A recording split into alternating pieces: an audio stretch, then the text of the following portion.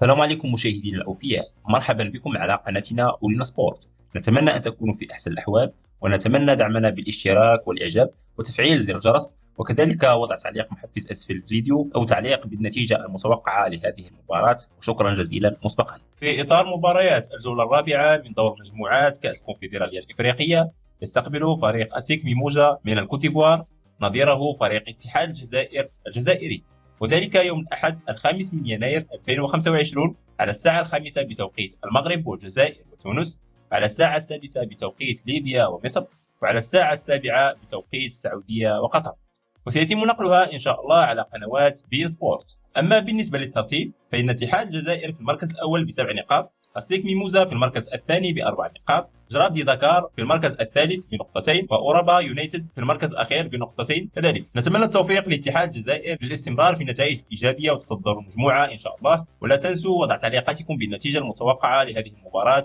وإلى فيديو قادم بإذن الله، والسلام عليكم ورحمة الله.